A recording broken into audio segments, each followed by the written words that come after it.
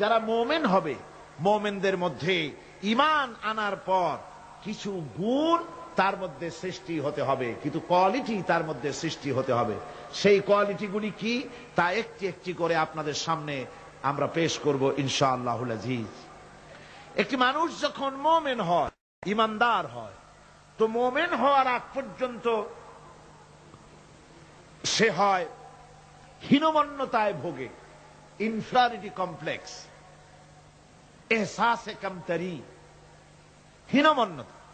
অর্থাৎ আল্লাহর প্রতি ঈমান আনার আগ পর্যন্ত সে আগুনের মধ্যে ক্ষমতা আছে, পানির মধ্যে ক্ষমতা আছে, বাতাসের মধ্যে ক্ষমতা আছে, সাপের মধ্যে ক্ষমতা আছে, এই সব চিন্তা করে এগুলির সামনে মাথা নত করে আর এদের কাছে সাহায্য প্রার্থনা করে।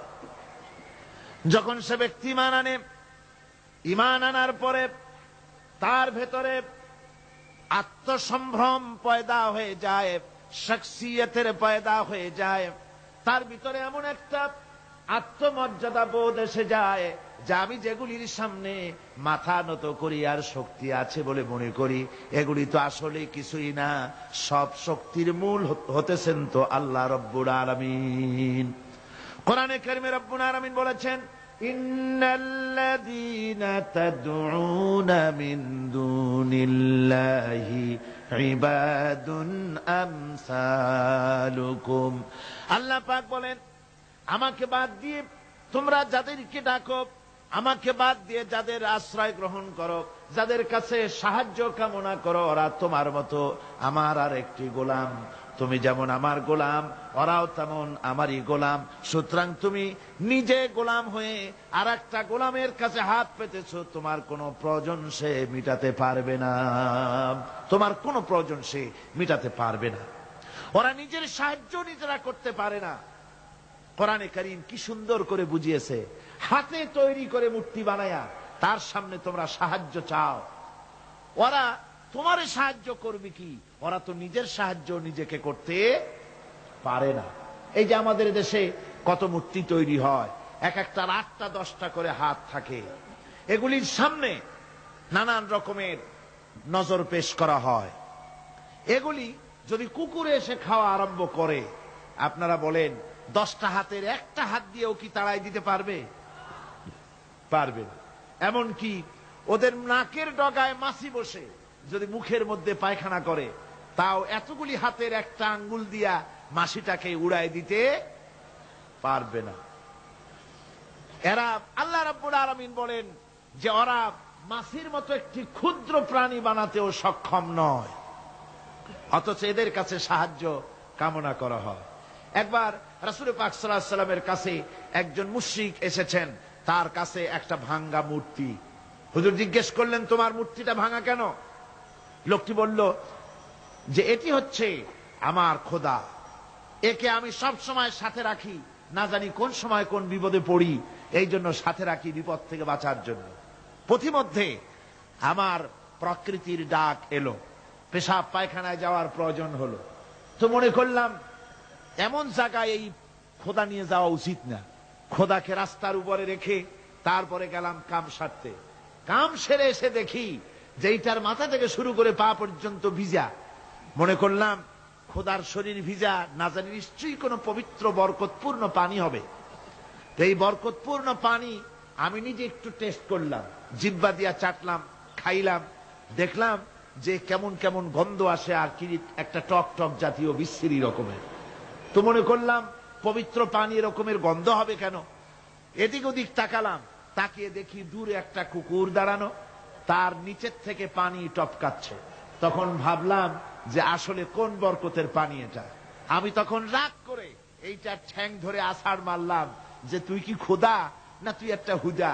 তুই তো নিজেরই ঠেকাতে পারিস না বিপদ থেকে, তো আমারে ঠেকাবি কি করে? হাদিস শরীফ এসছে, রাসূল পাক সাল্লাল্লাহু আলাইহি ওয়াসাল্লাম তখন হেসে দিয়েছিলেন।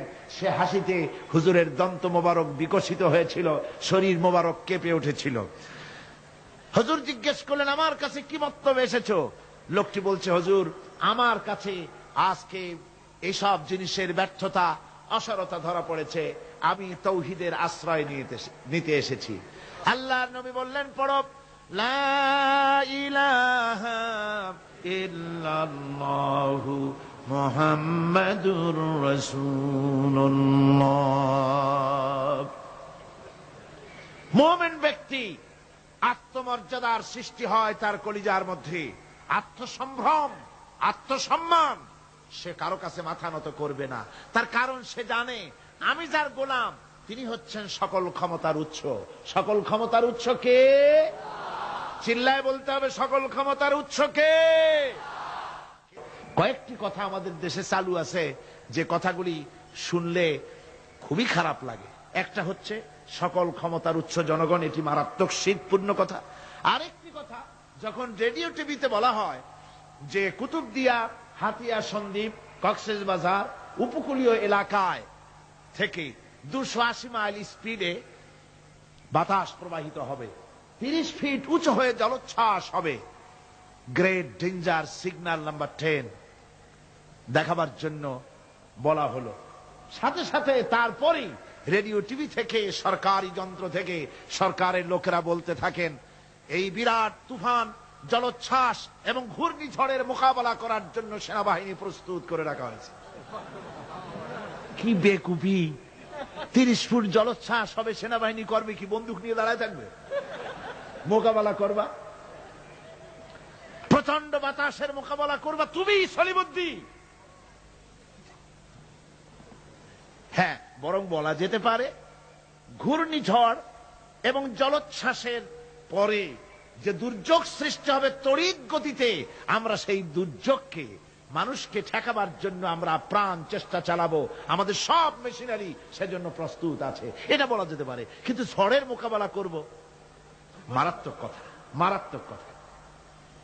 আবার আরেকটি কথা খুবই মারাত্মক, এগুলো পত্র পত্রিকায় দেখি, অমুক দলের অমুক নেতা হসপিটালে মৃত্যুর সঙ্গে পাঞ্জা লড়তেছে। আজীব তামাশা!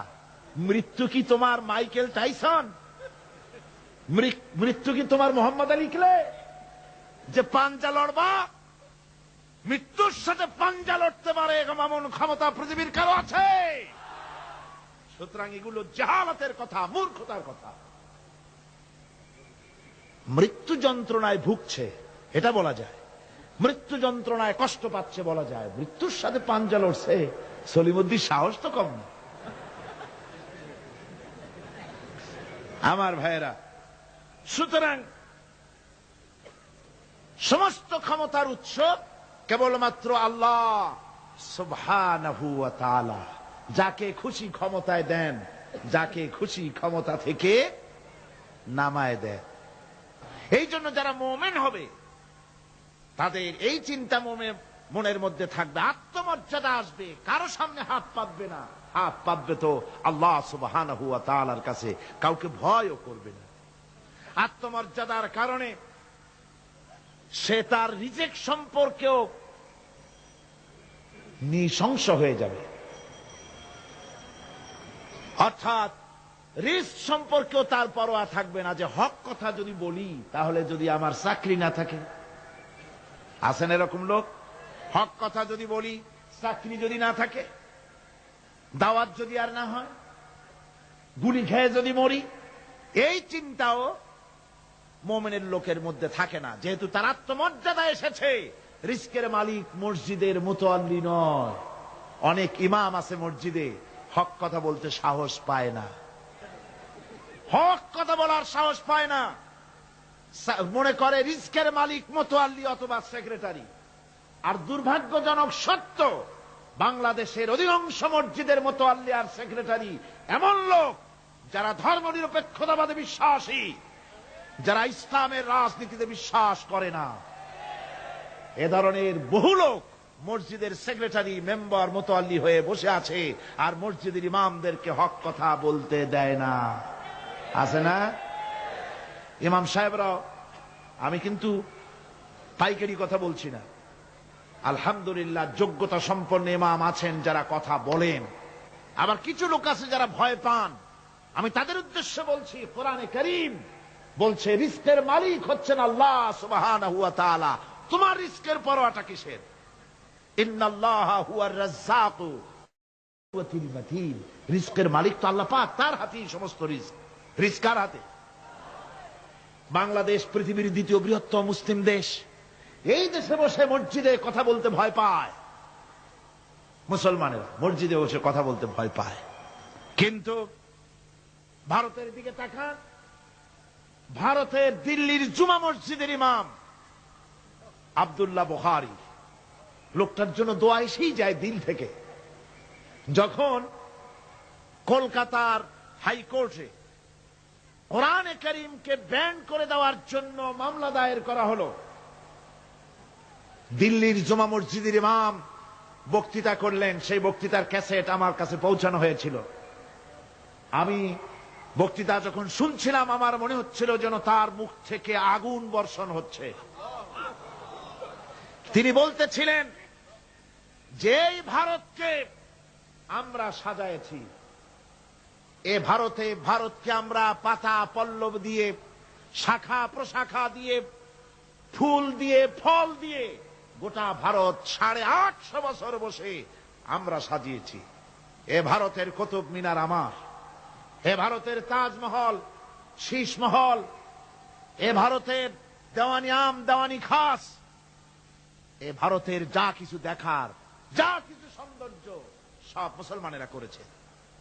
সেই মুসলমানদের কলিজা, সেই মুসলমানদের রূহ, গোটা পৃথিবীর মুসলমানদের মগজ, পৃথিবীর শ্রেষ্ঠ নেয়ামত আল্লাহ রাব্বুল আলামিনের আখেরি কালাম কোরআনের বিরুদ্ধে কেস হয়েছে। আব্দুল্লাহ বুখারী বলছেন, এই কোরআনের বিরুদ্ধে কোরআন ব্যান করার মতো রায় যদি ভারতের কোন জজ মুখ দিয়ে উচ্চারণ করে কোরআন ব্যান করা হলো, তিনি বলছেন আমি ভারতের জুমা মসজিদের ইমাম শুধু নই, ভারতের 20 কোটি মুসলমানের ইমাম আমি। তিনি বলছেন যদি কোরআনে কারীমকে ব্যান করার রায় ঘোষণা করবে যে জজ, সে জজকে আমি পায়ের নিচে পাড়ায় ধরে বাম হাত দিয়ে তার জিহ্বাটা টেনে ছিঁড়ে ফেলে দেব।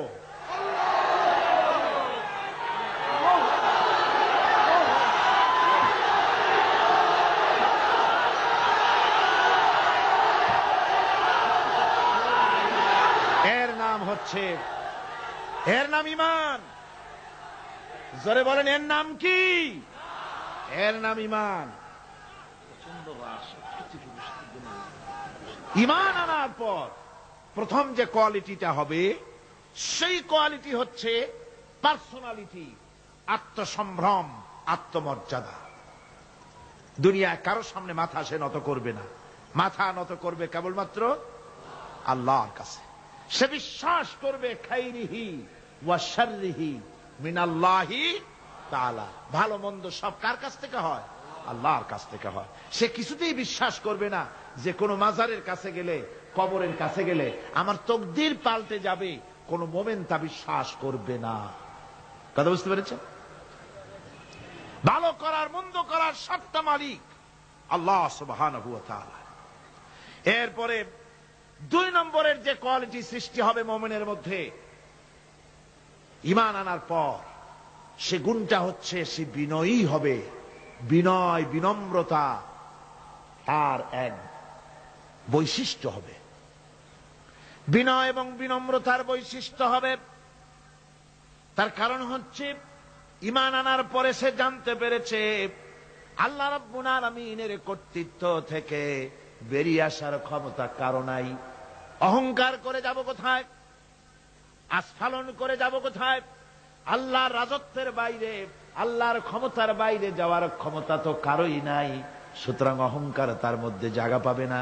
আল্লাহ পাক দুনিয়ার সমস্ত মানুষের জিনকে পরিষ্কার করে বলেছেন, ইয়া মাশারাল জিন্নি ওয়াল ইনস ইন ইসতাতা'তুম আন তানফুযু মিন আকতারিস সামাওয়াতি ওয়াল আরদ فانفذوا لا تنفذون إلا بسلطان। হে পৃথিবীর মানুষেরা আর জেনেরা, যদি সম্ভব হয় আমার আকাশের নিচের থেকে, জমিনের উপর থেকে বেরিয়ে যা। লা তানফু, বেরিয়ে যেতে পারবে না। আমি আকাশ এবং জমিন থেকে যদি সম্ভব করতে পারো বেরিয়ে যা। আর যদি কোনো আকাশ থাকে তার নিচে যা, আর যদি কোনো জমিন থাকে তার উপরে যাও। এমন দেশ যদি পাও যেখানে আমার আলো ছাড়া কোনো আলো আছে, আমার বাতাস ছাড়া কোনো বাতাস আছে, আমার চাঁদ সূর্য ছাড়া কোনো চাঁদ সূর্য আছে, যাও সেখানে। আল্লাহ রাব্বুল আলামিন বলেন নাই, এরকম যাওয়ার কোনো উপায় নাই। আমি আল্লাহ রাব্বুল আলামিন আকাশ আর জমিন দিয়ে প্যাকেট করে রেখেছি, আটকায় রেখেছি। আমার রাজত্ব থেকে, আমার ক্ষমতা থেকে, আমার কর্তৃত্ব থেকে বেরিয়ে যাওয়ার ক্ষমতা কোনো মানুষের নাই, কোনো জিনের নাই, কোনো প্রাণীর নাই। সুবহানাল্লাহ ওয়া বিহামদিহি। মানুষ হচ্ছে অহংকার কিসের হবে? তোমরা হচ্ছ ফকির।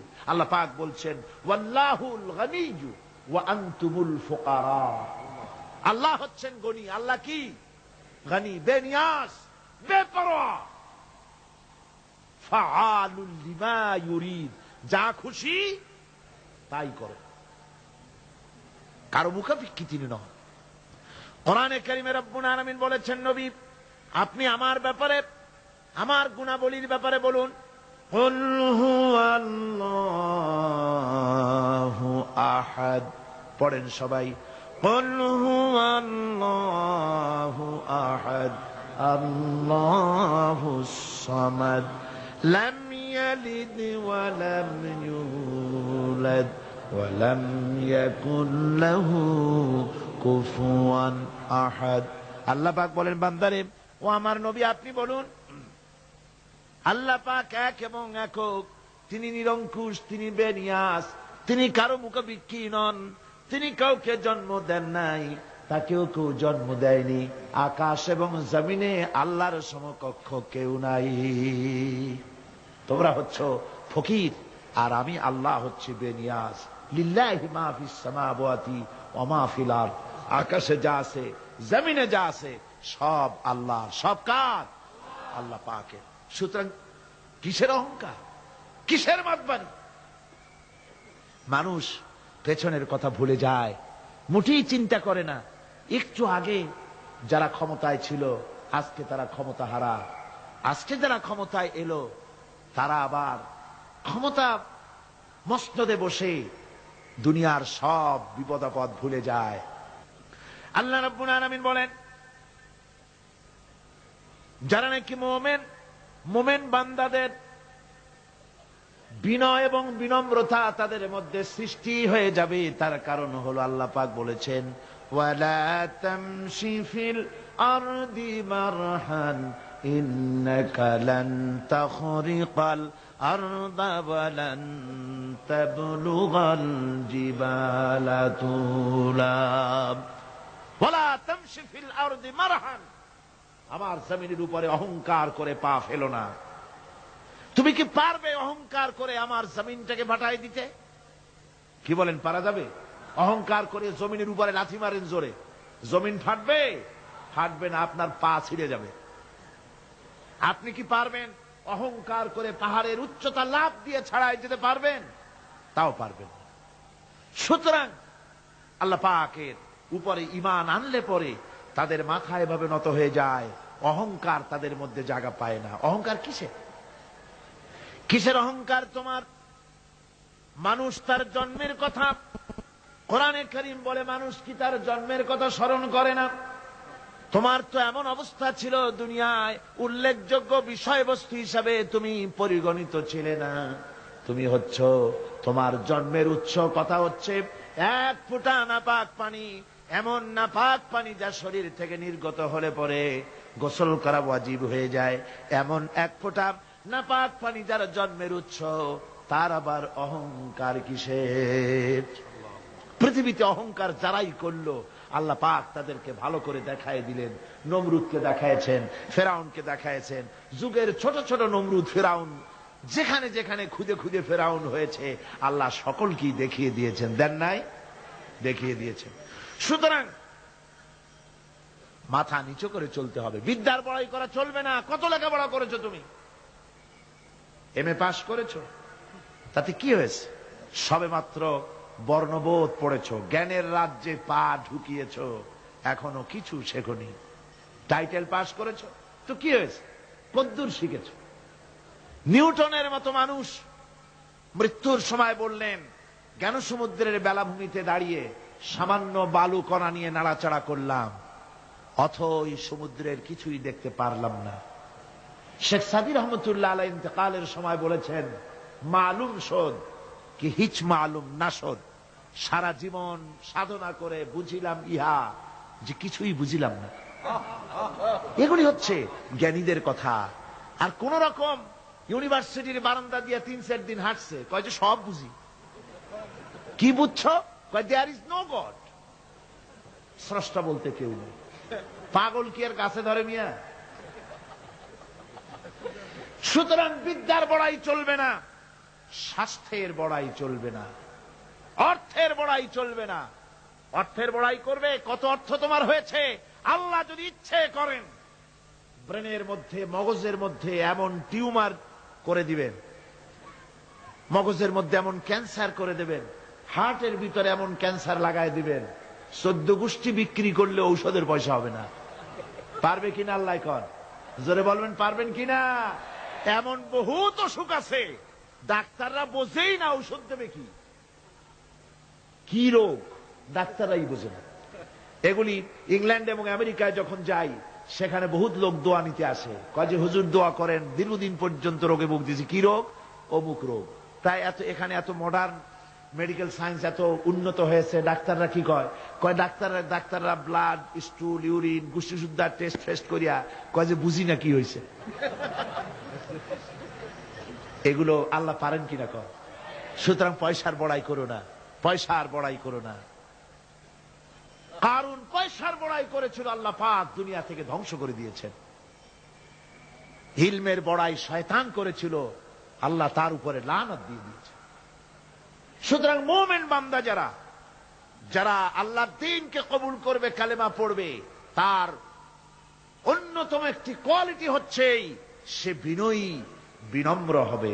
সুবহানাল্লাহ পড়ে। অহংকার তার মধ্যে জায়গা পাবে না। হাদিসে কুদসির ভিতরে এসেছে, আল্লাহ পাক বলেন, অহংকার হচ্ছে আমার ইজার, আমার চাদর স্বরূপ। যে ব্যক্তি অহংকার করে সেজন্য আমি আল্লাহর চাদর নিয়ে টানাটানি করে। নাউযুবিল্লাহি মিন যালিক।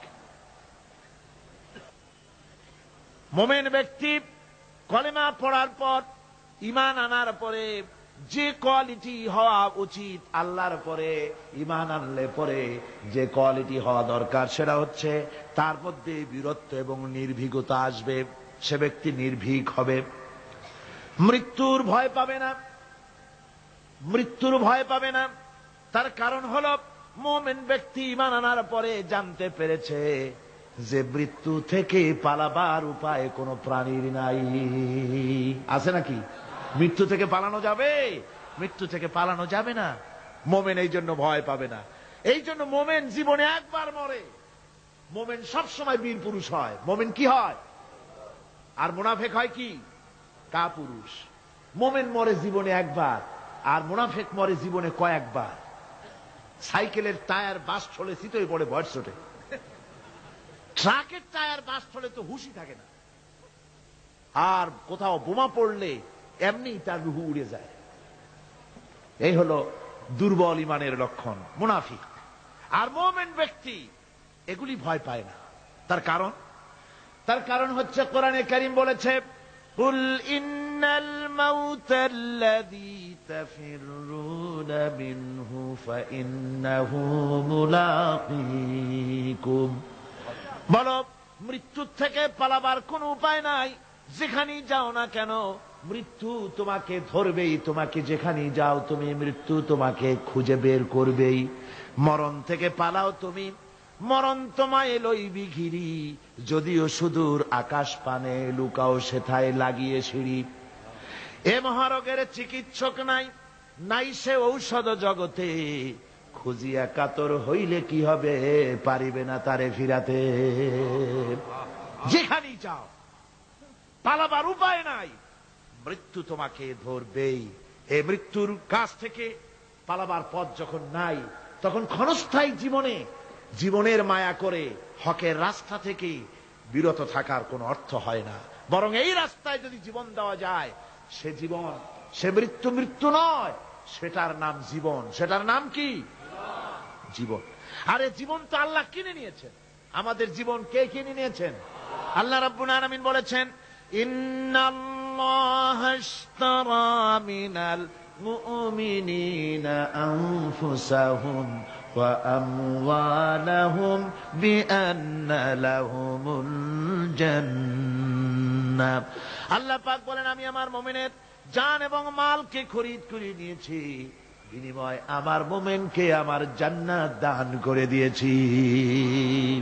মুমিনের মালটাও আমার, জানটাও আমার। তো আসলে জান আর মাল কার? আল্লাহ পাকের। তো আল্লাহ কিনলেনটা কি? আল্লাহর জিনিস আল্লাহ কিনলেন কেমন? তার মানে হচ্ছে ইচ্ছেটা কিনেছেন, আমাদের ইচ্ছেটা। আমরা আমাদের ইচ্ছে মতো আমাদের মাল খরচ করতে পারবো না, আমাদের ইচ্ছে মতো জান খরচ করতে পারবো না। মাল আর জান সবটাই খরচ হবে আল্লাহর জন্য। কার জন্য? আল্লাহর জন্য করতে হবে। আপনাকে আল্লাহ টাকা দিয়েছেন, কড়ি দিয়েছেন, এই ধন সম্পদ যে কোনো দলের লোক এসে চান্দা চাইলেই আপনি দিতে পারবেন না, যেহেতু কিয়ামতের দিন আল্লাহর দরবারে জবাবদিহি করতে হবে। পয়সা আল্লাহ দিয়েছিলেন, ওই পয়সা দিয়া ধর্মনিরপেক্ষবাদীদেরকে টাকা দিয়া সহযোগিতা করেছেন, সমাজতন্ত্রীদেরকে টাকা দিয়ে সহযোগিতা করেছেন, পুঁজিবাদীদেরকে টাকা দিয়ে সহযোগিতা করেছেন, আল্লাহর দ্বীনের সঙ্গে নাফরমানি যারা করে পয়সা দিয়া সহযোগিতা করেছেন। কিয়ামতের দিন আল্লাহর দরবারে আসামির কাতারে দাঁড়াতে হবে।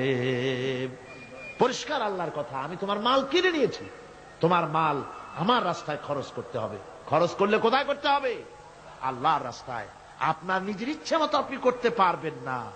দেখুন, হিন্দুদেরকে, অমুসলিমদেরকে আপনি সাহায্য করবেন, যদি কোনো অমুসলিম তার মেয়েকে বিবাহ দিতে পারে না টাকার অভাবে, আপনি সাহায্য করবেন, জায়েজ আছে, সওয়াব হবে। একটা অমুসলিম তার সন্তানকে পড়াশোনার খরচ চালাতে পারছে না, আপনি সাহায্য করুন, জায়েজ আছে। অসুখ হয়েছে, রোগের চিকিৎসা করাতে পারে না অমুসলিম, সাহায্য করুন, জায়েজ আছে। কিন্তু অমুসলিম পূজা করবে, পয়সা দিয়া মণ্ডপ বানাতে পারে না, বলির পাঠা কিনতে পারছে না পয়সার অভাবে, সেখানে মুসলমানের সাহায্য করা জায়েজ আছে? একটা ফুটা পয়সাও সেখানে সাহায্য করা মুসলমানদের জন্য হারাম। এরকম সাহায্য করা কি জোরে কর? হারাম। তার কারণ আপনি পয়সা দিয়ে আল্লাহর সাথে শিরক করার সুযোগ করে দিচ্ছেন। এই কথাটা যেমন ভাবে বুঝলেন, অনুরূপ ভাবে যারা আল্লাহর দ্বীন কায়েম করতে চায় না, আল্লাহর দ্বীনের বিরোধিতা করে, মানুষের তৈরি করা মতবাদ প্রতিষ্ঠার সংগ্রাম করে, তাদেরকে আপনি আপনার টাকা পয়সা দিয়ে সাহায্য করলে আল্লাহর কাছে অবশ্যই আপনাকে জবাবদিহি করতে হবে, যেহেতু আপনার জান, আপনার মাল সবটাই কার?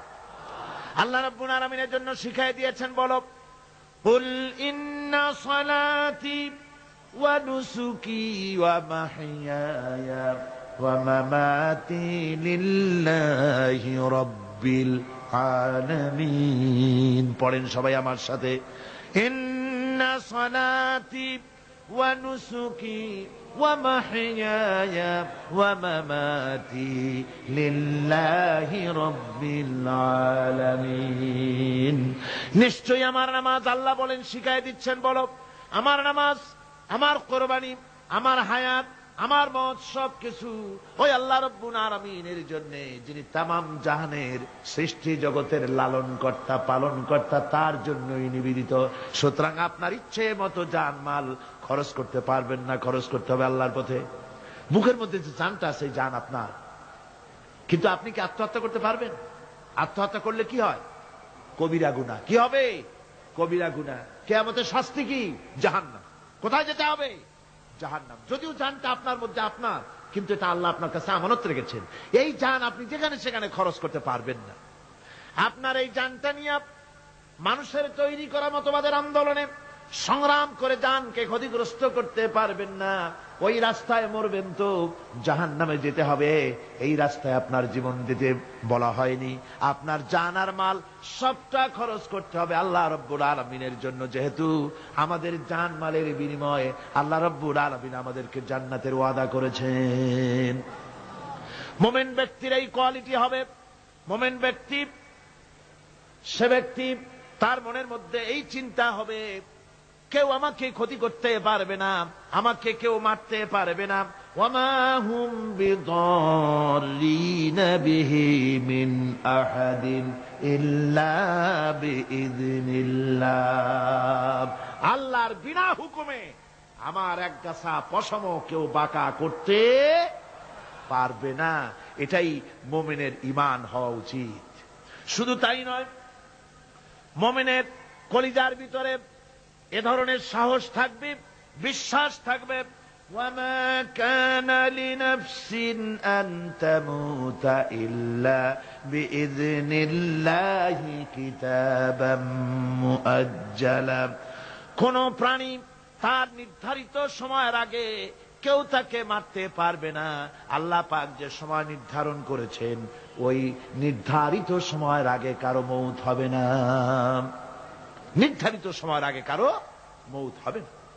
কোরআনে কারিমে ভিন্ন জায়গায় আল্লাহ বলেন, قُلْ لَوْ كُنْتُمْ فِي بُيُوتِكُمْ لَبَرَزَ الَّذِينَ كُتِبَ عَلَيْهِمُ الْقَتْلُ إِلَى مَضَاجِعِهِمْ। আল্লাহ পাক বলেন, নবী বলুন, ভাগ্যে যদি নিহত হওয়া থাকে, ভাগ্যে যদি নিহত হওয়া থাকে, সে যদি তার নিজের বিছানায়ও থাকে, ওই বিছানা থেকে তাকে বেরিয়ে যেতে হবে, মৃত্যুর জায়গায় তাকে পৌঁছে যেতে হবে। কেউ রক্ষা করতে পারবে না। মৌত যখন আসবে অবশ্যই মৃত্যুর কাছে তাকে যেতেই হবে। মুমিন কখনো হতাশ হবে না, নিরাশায় তার মন ভেঙে যাবে না। হতাশা মুমিনের কলিজাকে কখনো ছোট করে দিবে না, আন্দোলন থেকে তাকে বিরত রাখবে না। অন্ধকার দেখবে, চতুর্দিকে অন্ধকার মেঘাচ্ছন্ন, চতুর্দিক থেকে মেঘ জমে আসতেছে, মনে হবে যেন আর ফজর হবে না। কিন্তু একটু পরে দেখা যাবে এই মেঘের ঘনঘটা দূর হয়ে গিয়ে সকালবেলায় আকাশে আবারও সূর্য উদিত হয়েছে। ঠিক না? সুতরাং মুমিনের হতাশ হওয়ার কোনো কারণ নাই। হতাশ হয় কারা? কোরআনে কারীমের মধ্যে বলা হয়েছে, وَمَنْ يَقْنَطُ مِنْ رَحْمَةِ رَبِّهِ إِلَّا الضَّالُّونَ। কেবলমাত্র পথভ্রষ্ট লোকেরাই, কেবলমাত্র গোমরাহ লোকেরাই তারাই নিরাশ হয়, হতাশ হয়। ঈমানদার লোক কখনো হতাশ হয় না। তার ঈমানে, তার আশায় বুক বেঁধে সাহসের সঞ্চার করে দেয়। কারণ সে তো জানে, আল্লাযী খলাকানি ফাহুয়া ইয়াহদিন। আল্লাহ আমাকে সৃষ্টি করেছেন, আমার হেদায়েত তিনি দিয়েছেন, পথ তিনি দেখিয়েছেন। আল্লাযী হুয়া ইউতঈমুনি ওয়া ইয়াসকিন। আমি যখন ক্ষুধার্ত হই, ওই আল্লাহ আমাকে খাওয়ান। আমি যখন তৃষ্ণার্ত হই, তখন আল্লাহ আমাকে পান করান। ওয়া ইযা মারিদতু ফাহুয়া ইয়াশফিন। আর যখন আমি অসুস্থ হই, ওই আল্লাহ আমাকে রোগ মুক্ত করেন। সুবহানাল্লাহ। দেখেন, হযরত আইয়ুব আলাইহিস সালাম, সব কোরআনের মধ্যে আছে, আল্লাহ পাক সব বলে দিয়েছেন। আমাদের মধ্যে অনেকের রোগ হলে কয় যে এত নামাজ রোজা করি আর রোগে আমারই পাইলো। বলে না এরকম?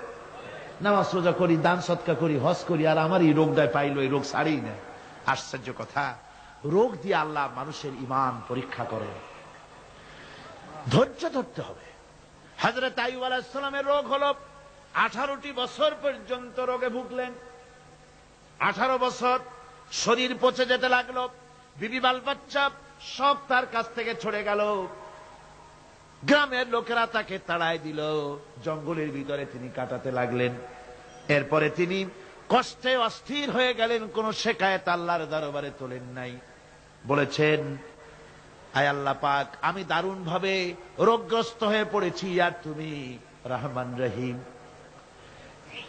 হযরতে আইয়ুব আলাইহিস সালাম 18টি বছর রোগ ভোগ করার পর যখন তিনি লক্ষ্য করলেন শুধু শরীরের ভিতরেই পোকা না, এবার পোকা জিহ্বার মধ্যে শুরু হয়ে গেছে, জিহ্বায় পোকা ধরেছে, গায়ের গোশতে পোকা, পুষ পোকা, পচে পচে শরীর পড়তেছে, জিহ্বার মধ্যেও পোকা হয়ে গেছে। হযরত আইয়ুব আলাইহিস সালাম এবার আল্লাহর দরবারে হাত তুলে বলেন, রব্বুল আলামিন, এতদিন কোনো কথা বলি নাই, 18টি বছর পর্যন্ত হাসি মুখে আমি সহ্য করে চলছি, তুমি রোগ দিয়েছো বলার আমার কিছুই নাই, কিন্তু এবার অবশ্যই শিকায়াত করব। যেহেতু আমার জিহ্বায় পোকা ধরেছে, মাবুদ আমার জিহ্বায় পোকা দিও না। আমার জিহ্বায় যদি পোকা হয়ে যায় তাহলে তোমার মতো আল্লাহর জিকির আমি কি দিয়া করব? আয় আল্লাহ, জিহ্বাটা সুস্থ রাখো যাতে করে তোমার জিকির করতে পারি। সুবহানাল্লাহ। আমার আল্লাহ রাব্বুল আলামিন পরিষ্কার করে কোরআনে কারীমের মধ্যে বলে দিলেন, আমি আইয়ুব আলাইহিস সালামের আইয়ুবের রোগ মুক্ত করে দিলাম এবং তার হারানো সব সম্পদ আমি তাকে দান করে দিলাম। মুমিন বান্দা যারা, তারা রোগে শোকে এভাবে কাতর হবে না, নিরাশ হবে না, মনে করবে আল্লাহ রাব্বুল আলামিন আমাকে পরীক্ষা করছেন, এরপরে নিয়ামত আসবে, হতাশা তাকে পেয়ে বসবে না। দেখেন ইউসুফ আলাইহিস সালাম, তাকে কুয়ার মধ্যে ফেলে দিল। কারা? ভাইরা কুয়ার মধ্যে ফেলে দিল। কুয়ার মধ্যে ফেলানো হয়েছে। ভাইরা মনে করলো এটা মরণ কুয়া, এটা মৃত্যু কূপ, এখানে ইউসুফ আলাইহিস সালাম শেষ হয়ে যাবে। কিন্তু ওই 11 ভাইরা জানতো না এটা মৃত্যু কুয়া নয়, এটা হচ্ছে একদিকে কুয়ার মুখ আর একদিকে মিশরের সিংহাসন। এটা কেনানের কুয়ার মধ্য থেকে ইউসুফ আলাইহিস সালাম ঢুকলেন। এটা একটা টানেল, সুড়ঙ্গ পথ। কুয়ার এক মাথা দিয়া ঢুকলেন, আর এক মাথা দিয়া মিশরের সিংহাসন দখল করলেন। সুবহানাল্লাহ। আল্লাহ কোথা থেকে কোথায় নিয়ে গেলেন।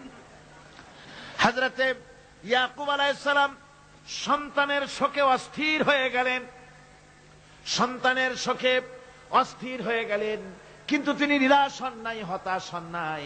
তিনি বলেছেন, ফাসাবরুন জামিল আসাল্লাহু আইয়াতিয়ানি বিহিম জামিআন ইন্নাহু হুয়াল আলিমুল হাকীম। ফাসাবরুন জামিল, আমি উত্তম ধৈর্য ধারণ করব এবং আমি আশা করি অতি শীঘ্র আল্লাহ রাব্বুল আলামিন আমার যা আমি হারিয়েছি আমাকে আল্লাহ পাক মিলাই দিবেন। সুবহানাল্লাহ বিহামদি। আর আল্লাহ পাক হযরত ইয়াকুব আলাইহিস সালামের কাছে হযরত ইউসুফকে মিলাই দিলেন। সুবহানাল্লাহ বিহামদি। সুতরাং মুমিন ব্যক্তি কখনো নিরাশ হবে না, হতাশা নিরাশায় তার মন ভেঙে দেবে না। দেখা যাচ্ছে ইসলামী আন্দোলন আর বুঝি রইল না, বুঝি শেষ হয়ে গেল।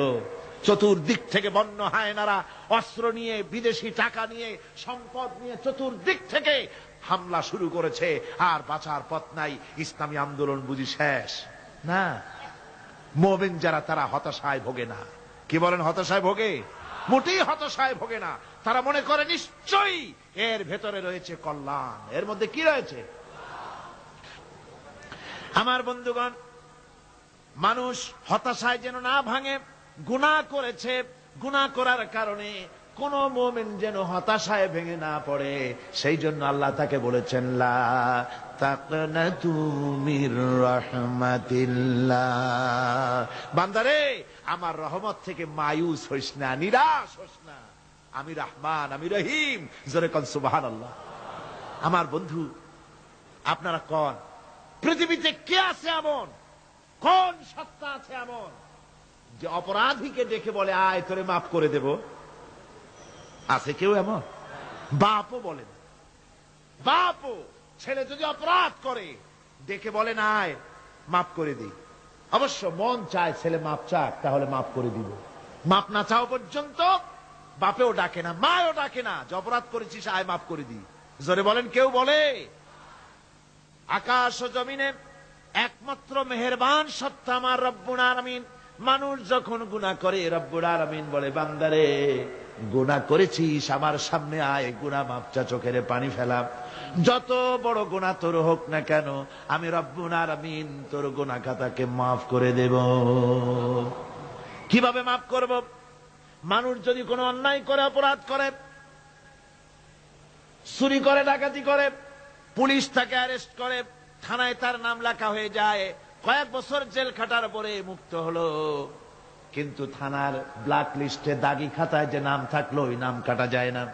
আবার অপরাধ করলো, আবার জেল হলো, আবার মুক্ত হলো, থানায় আরেকবার নাম লেখা হলো। যতবার অপরাধ করবে ততবার থানায় নাম লেখা যাবে, জেল খাটবে, জরিমানা দেবে, কিন্তু কালো খাতা থেকে তার নাম মোছা হবে না। আল্লাহ রাব্বুল আলামিনের অফিসের কাণ্ড ভিন্ন। কোন মানুষ যদি অপরাধ করে, গুনাহ করে যদি রব্বুল আলামিনের দরবারে বিনীতভাবে মাপ চায়, আল্লাহ রাব্বুল আলামিন বলেন, শুধু গুনাহ মাফ করি না, গুনার খাতা থেকেও নামটা আমি আল্লাহ তোমার মুছে ফেলে দেই। গুনাহ আমার কাছে মাফ চাও, আমি আমাকে ডাকো, আমি তোমার কাছে আছি।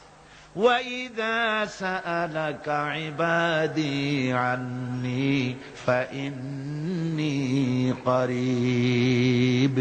আল্লাহ পাক বলেন, বান্দা যখন আমাকে ডাকে, আমি বান্দার একদম নিকটে, তার ঘাড়ের চাইতেও নিকটে। ওয়ানাহানু আকরাবু ইলাইহি মিন হাবলিল ওয়ারিদ। আমি আমার বান্দার সারা যে রগের উপরে তার মাথা, এর থেকেও আমি আমার বান্দার বেশি নিকটে। সুবহানাল্লাহ পড়ে। আমি তোমার কাছে, আমার কাছে মাপ চাও, যত বড় গুনাহ হোক। ওয়াকালা রাব্বুকুম উদউনি আস্তাজিব লাকুম। তোমার প্রভু তোমাকে ডেকে বলেছে, আমাকে ডাকো, আমি মাফ করে দেব। সুবহানাল্লাহি ওয়া বিহামদিহি। কত বড় কথা, আমাকে ডাকো, নিরাশ হয়ো না, হতাশ হয়ো না। আল্লাহর গজব বেশি না রহমত বেশি? আল্লাহর রহমত বেশি। হাদিসে কুদসির ভিতরে এসেছে, আল্লাহ পাক বলেছেন, কোন বান্দা যদি আমার দিকে এক বিগত অগ্রসর হয়, আমার রহমত তার দিকে এক হাত এগিয়ে যায়। কোন বান্দা যদি আমার দিকে হেঁটে আসে, আমার রহমত তার দিকে দৌড়ে যায়। বান্দা যখন আল্লাহর দরবারে দুহাত উঁচু করে চোখের পানি ফেলে দেয়, মুসলিম শরীফের হাদিসের ভিতরে এসেছে, গভীর রাতের তৃতীয় অংশে আল্লাহ রাব্বুল আলামিন প্রথম আকাশে আসেন আর ডেকে বলেন, পৃথিবীতে আছো নাকি কেউ গুনাহ করে জীবন বরবাদ করে দিয়েছো, আমার কাছে মাপ চাও। ঋণগ্রস্ত আছো, অসুস্থ আছো, অপমানিত আছো, কে আছো মাজলুম, আমাকে ডাকো, আমার কাছে বলো, আমি ডাকের সাড়া দেব, জীবনের আশা পূরণ করে দেব। ওই সময় যেই সমস্ত লোকেরা কান্দে তাহাজ্জুদের নামাজ পড়ে, আল্লাহ জিজ্ঞেস করেন ফেরেশতারা, অমুক অমুক দেশে অমুক অমুক বান্দারা কান্দে কেন? ফেরেশতারা বলে, রব্বুল আলামিন তুমি তো ভালো করে জানো। আল্লাহ বলেন, জানি, তবুও তোমাদের মুখে শুনতে চাই। তারা বলে, রব্বুল আলামিন তোমার এই বান্দা গুনাহ করেছি, গুনার জন্য মাপ চায়, জাহান্নাম থেকে বাঁচতে চায়। আল্লাহ পাক বলেন, ফেরেশতারা আমার এই বান্দারা আমারে দেখেছে নাকি? বলে দেখে নাই। বলে আমার দোজখ দেখেছে নাকি? বলে না, তাও দেখে নাই। আমার বেহেশত দেখেছে নাকি? বলে না, তাও দেখে নাই। আল্লাহ পাক বলেন, ফেরেশতারা সাক্ষী থাকো, ওরা আমাকে দেখে নাই, আমার বেহেশত দোজখ কিছুই দেখে নাই, শুধুমাত্র আমার নবীর কথা, আমার কোরআনের কথা বিশ্বাস করে আরামের ঘুমকে হারাম করে যেভাবে তারা কাঁদতেছে, সাক্ষী থেকে যাও ফেরেশতারা, আমার রহমতের দরিয়ায় জোশ মেরেছে, আমার ওই ক্রন্দনরত বান্দাগুলিকে আমি আল্লাহ মাফ করে দিলাম। সুতরাং মুমিন বান্দা যারা, আল্লাহর মুমিন বান্দা যারা, এই ঈমানের কোয়ালিটি, এটাও হতাশায় নিরাশায় ভেঙে পড়বে না। গুনাহ তো মানুষই করে, গুনাহ হয়ে গেছে, মাপ চাও। তোমার গুনাহ কদ্দুর? তোমার গুনাহ যদি হয় পাহাড় সমান, আল্লাহর রহমত আকাশ সমান। তোমার গুনাহ যদি হয় আকাশ সমান, আল্লাহর রহমত তো আরশে আজিম ছাড়াই গেছে। সুবহানাল্লাহি ওয়া বিহামদিহি। সুতরাং রহমানুর রহিম, গফুরুর রহিম, তার কাছে মাপ চাইতে হবে বিনীতভাবে, হতাশায় ভেঙে পড়লে চলবে না। এটা হলো মুমিনের আরেকটা কোয়ালিটি। এরপর আরেকটি কোয়ালিটি হবে মুমিনের, তা হলো কঠোর কঠিন বিপদে অবিচল থাকবে, বিপদে ভেঙে পড়বে না। বিপদ আপদ, শত্রুতা, ক্ষয় ক্ষতি যা কিছু হয় সবই আল্লাহর পক্ষ থেকে, এটা মেনে নিতে হবে এবং ধৈর্য ধারণ করতে হবে। বিপদ মুসিবত শুধু উম্মতের জন্য নয়, দুনিয়ার সমস্ত নবীদের বিপদ এসেছে, হয় নাই? নবীদের বিপদ আসে নাই? কোরআনে কারীম থেকে শুনুন, আল্লাহ রাব্বুল আলামিন বলেন, وَكَذَلِكَ جَعَلْنَا لِكُلِّ نَبِيٍّ عَدُوًّا مِّنَ الْمُجْرِمِينَ। আল্লাহ পাক বলেন, এমনি করে আমি সকল নবীদের শত্রু বানিয়ে দিয়েছি, সব পাপিষ্ঠ আর অপরাধ প্রবণ লোকদেরকে। প্রত্যেক যুগে নবীদের শত্রু ছিল, প্রত্যেক যুগে নবীদের কি ছিল? শত্রু ছিল। সে শত্রু কারা ছিল? আল্লাহ পাক বলছেন, নবীদের শত্রু ছিল পাপিষ্ঠ আর অপরাধ প্রবণ লোক, এরাই ছিল নবীদের দুশমন। রাসূলগণের অবস্থা যদি এই হয়, তাহলে তার উম্মত, ওই দিনের ধারক বাহক যারা, তাদের বুঝি বিপদ আপদ হবে না নাকি? হবে কিনা? তো ইসলামের বিরোধিতা যারা করে, কোরআনের পরিভাষায় বলা হয়েছে ইসলামের দুশমন, নবীদের দুশমন, দুনিয়ার সব পাপিষ্ঠ আর অপরাধ প্রবণ লোকেরাই ইসলামের দুশমন হয়, নবীদের দুশমন হয়। আজও দেখেন, আজও তাকিয়ে দেখেন, ইসলামী আন্দোলনের বিরোধিতা যারা করে তারা পাপিষ্ঠ চরিত্রের কিনা তাকায় দেখেন, খুঁজে দেখেন, সর্বত্র খুঁজে দেখুন, খুঁজে দেখুন। যারা ইসলামী আন্দোলনের বিরোধিতা করে, যারা ইসলামকে মিটিয়ে দেওয়ার চেষ্টা করতেছে, যারা ইসলামকে মৌলবাদ বলে, ইসলামকে সাম্প্রদায়িক বলে, কোরআনে কারীমের কথা কত স্পষ্ট যে নবীদের দুশমন হয়, ইসলামের দুশমন হয় মুজরিম লোকেরা, অপরাধ প্রবণ আর পাপিষ্ঠ লোকেরা। আজও আমরা দেখতে পাই এই শ্রেণীর লোকেরা পাপিষ্ঠ এবং সবচাইতে সমাজের নিকৃষ্ট ধরনের চরিত্রহীন লোক। নামাজ নাই। আপনি খুঁজে দেখেন ইসলামী আন্দোলনের বিরোধিতা যারা করছে, যারা নেতৃত্ব দিচ্ছে, নামাজ নাই, রোজা নাই, চরিত্র নাই, হজ নাই, যাকাত নাই, মদ, জুয়া, জেনা, ব্যভিচার ইত্যাদিতে লিপ্ত। চেহারা দেখলে ছেলেপেলেরা 2 গ্লাস পানি খায় ভরসটে। কথা ঠিক কিনা কর? এই হলো অবস্থা। মারে কেন? মুমিনদেরকে, পয়গম্বরদেরকে, সাহাবীদেরকে এবং ঈমানদারদেরকে মারে কেন? তার কারণ হচ্ছে আল্লাহ রাব্বুল আলামিন বলেছেন, ওয়া মা নাকামু মিনহুম ইল্লা আইয়ুমিনু বিল্লাহিল আজিজিল হামিদ। কাফিররা ঈমানদার লোকদেরকে অন্য কোন অপরাধী নির্যাতন চালায় না, নির্যাতন চালায় শুধু এই কারণে যেহেতু মুমিন লোকেরা পরাক্রমশালী, আল্লাহ রাব্বুল আলামিনের দিনকে কায়েম করতে চায়, তার উপরে ঈমান এনেছে, এই কারণেই তারা মারে। ঠিক কিনা কর? যুগে যুগে নবীদের উপরে, সাহাবীদের উপরে যে অত্যাচার হয়েছে, সে অত্যাচার এই কারণেই হয়েছে, অন্য কোনো কারণে নয়। এই কঠিন বিপদে অবিচলতা এবং ধৈর্যের দৃষ্টান্ত নবীগণ পেশ করেছেন পৃথিবীর বুকে। আমরা দেখেছি ইব্রাহিম আলাইহিস সালামকে আগুনে ফালানো হয়েছে, আছে না কোরআন শরীফে? আমি কিন্তু গল্প করতেছি না, সব কোরআনের কথা। কিসের কথা? ইব্রাহিম আলাইহিস সালামকে আগুনে ফালানো হচ্ছে। অপরাধ কি? অপরাধ হচ্ছে হযরত ইব্রাহিম আলাইহিস সালাম দাওয়াত দিয়েছেন, লা ইলাহা ইল্লাল্লাহ। জোরে পড়েন, লা ইলাহা ইল্লাল্লাহ, লা ইলাহা ইল্লাল্লাহ। একটু জোরে করেন, লা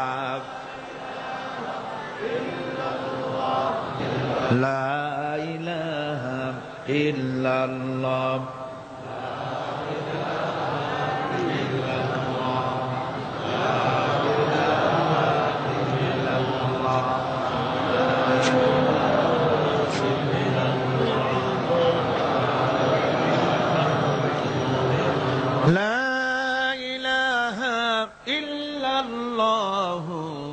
মুহাম্মাদুর রাসূলুল্লাহ।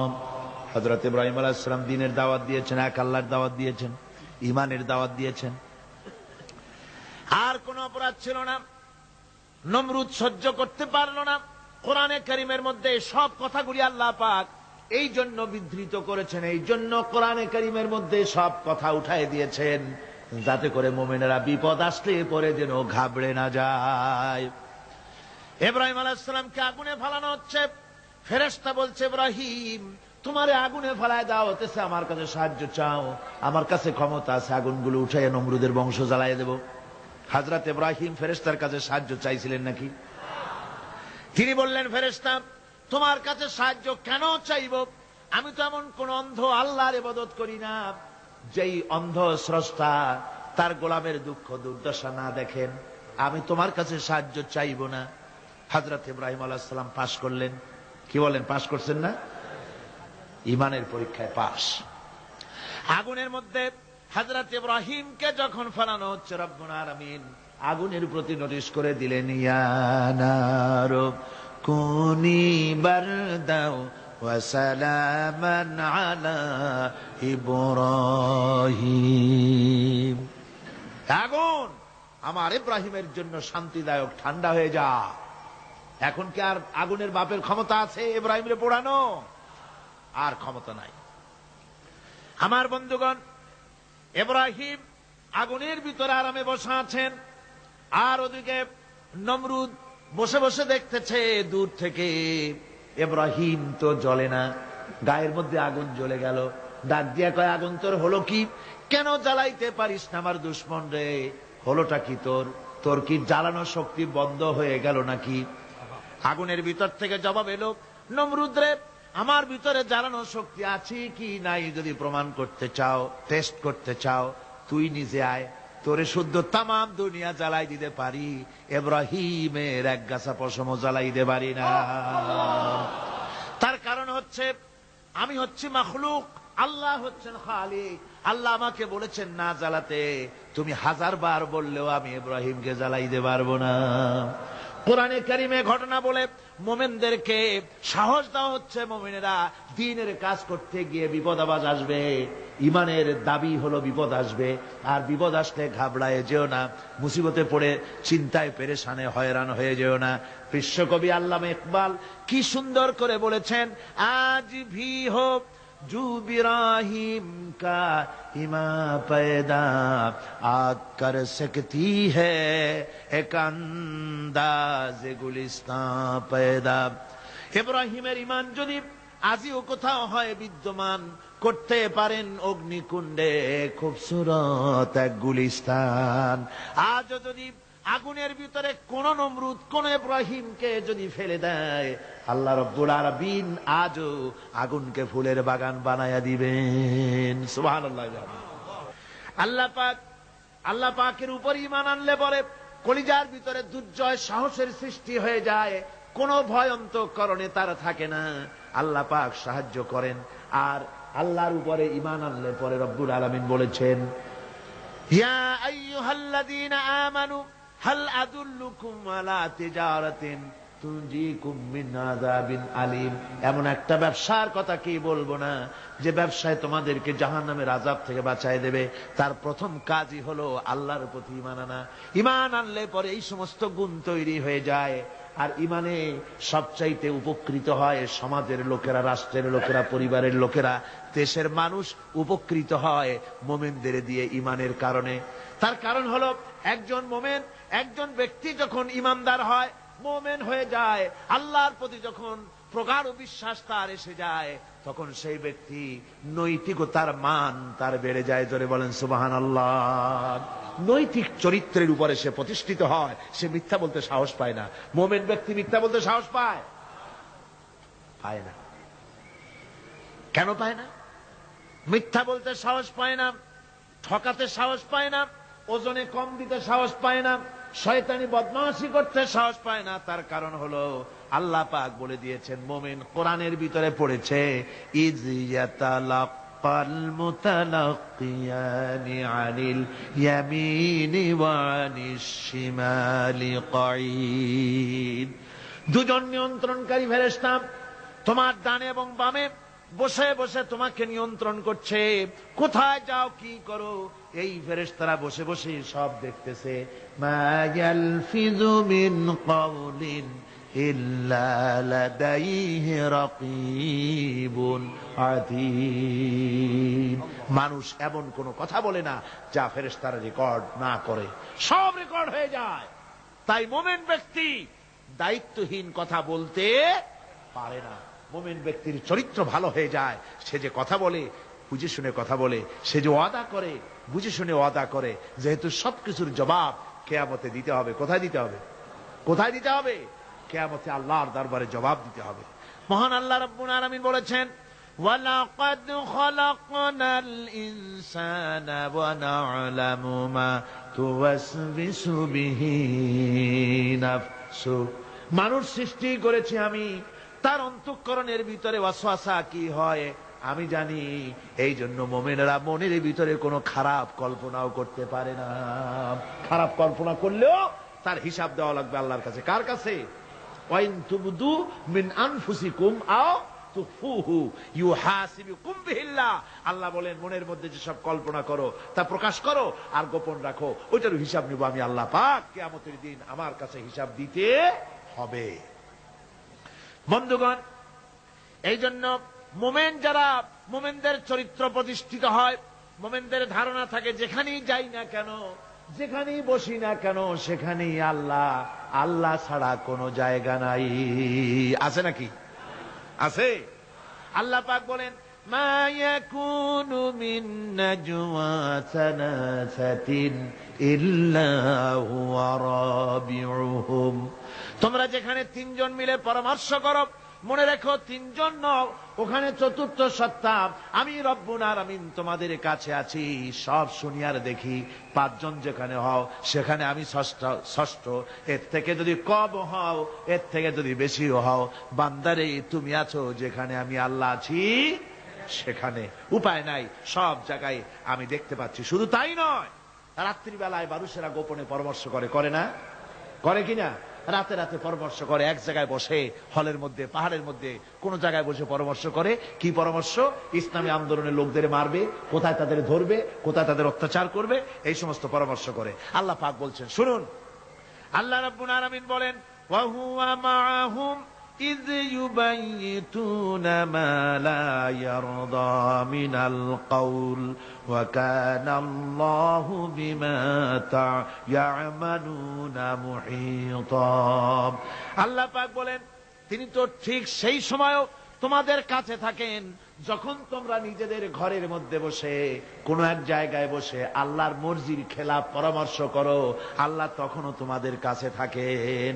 আল্লাহর ইহাতা থেকে, আল্লাহর কর্তৃত্ব থেকে বেরিয়ে যাওয়ার কোন উপায় নাই। সুতরাং গোপনে বলেন, প্রকাশ্যে বলেন, যেভাবেই যা কিছু করা হোক না কেন, আল্লাহর কাছে আমাদের সমস্ত অপরাধগুলি ধরা হয়ে যায়। আর এটাই হচ্ছে ইমানের সীমা পরিসীমা। তিলকা হুদুদাল্লাহ ফালা তা'তাদুহা। তিলকা হুদুদুল্লাহ, এটাই হচ্ছে আল্লাহর সীমানা। ইমানের এই সীমারেখা বজায় রেখে ইমানের উপরে মজবুত করে কোন ব্যক্তি, পরিবার, সমাজ, রাষ্ট্র যদি তৈরি হয়, তাহলে সেই সমাজই শান্তি আসে, সেই সমাজই আরাম আসে, সেই রাষ্ট্র শান্তিপূর্ণ হয়, সেখানে দিন কায়েম হয়, মানুষ সুখ সমৃদ্ধি খুঁজে পায়। সুতরাং আমরা আজকে আলোচনা করলাম ইমানের কোয়ালিটি। কি আলোচনা করলাম? ইমানের কোয়ালিটি। এই কোয়ালিটি দিয়ে যেন আল্লাহ আমাদেরকে ভরপুর করে দেন। জোরে বলেন আমিন। আরো জোরে বলেন আমিন। মুনাজাতের জন্য দাঁড়ানো ভাইরা বসেন এবার। এই বিশাল জনসমুদ্র, এই জনসমুদ্রে আল্লাহর কাছে দোয়া করলে দোয়া অবশ্যই মঞ্জুর হয়ে যাবে। জোরে বলেন আলহামদুলিল্লাহ। জোরে বলেন আলহামদুলিল্লাহ। ربنا لا تزغ قلوبنا بعد إذ هديتنا وهب لنا من لدنك رحمة إنك أنت الوهاب। আয় আল্লাহ তাআলা, বিশাল জনসমুদ্র নিয়ে তোমার দরবারে গভীর রাত্রে হাত তুলেছি। আল্লাহ, তুমি মেহেরবানি করে আমাদের দুরূদ ও সালাম এবং কোরআনের আলোচনার সওয়াব জনাবে মুহাম্মদ রাসূলুল্লাহ সাল্লাল্লাহু আলাইহি ওয়াসাল্লামের রূহ মুবারকে পৌঁছে দাও। রব্বুল আলামিন, तमाम দুনিয়া যত মুমিন মুমিনাত মাটির নিচে শুয়ে আছে, আল্লাহ যারা বিদায় হয়ে গেছেন তাদের আরো আর পরে সওয়াব পৌঁছে দাও। আমাদের মা বাপ মুরব্বিয়ান যারা কবরে শুয়ে আছে তাদের সকলকে ক্ষমা করে দাও। রব্বির হামহুমা কামা রব্বায়ানি সগীরা। রব্বির হামহুমা কামা রব্বায়ানি সগীরা। আয় আল্লাহ তাআলা, আমরা সারা জীবন যত গুনাহ করেছি, বিনীতভাবে তোমার কাছে গুনাহগুলি মাপ চাই। দয়া করে মেহেরবানি করে আমাদের तमाम জিন্দেগির গুনাহ খাতা মাফ করে দাও। রব্বুল আলামিন, কোরআনে কারীমের এই মাহফিলে চতুর্দিক থেকে লোকেরা এসেছে, নানান পেশার, নানান চিন্তার, নানান মতবাদের বহু লোক এসেছে। আল্লাহ, সকল চিন্তা, সকল মত পথ যার যেখানে আছে সবগুলি ঘুরিয়ে কোরআন কেন্দ্রিক করে দাও। রব্বুল আলামিন, সকলের চিন্তা, সকলের চেতনা, সকলের মন মগজ আল্লাহ তোমার কোরআন সুন্নাহ ভিত্তিক করে দাও।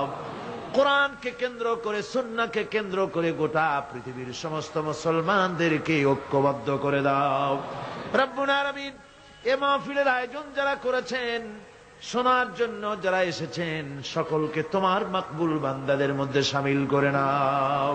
রব্বুল আলামিন, মা বোনেরা যারা এসেছেন তাদের উপরে তুমি তোমার রহমত নাজিল করো, তাদের গুনাহ খাতা মাফ করো, তাদের রোগ ব্যাধি মাফ করে দাও। আল্লাহ, যত লোক এসেছে সকলকে গুনাহ মুক্ত করে দাও, সকলকে ঋণ মুক্ত করে দাও, নিসন্তানীকে সন্তান দাও, অভাবগ্রস্তদের অভাব দূর করে দাও।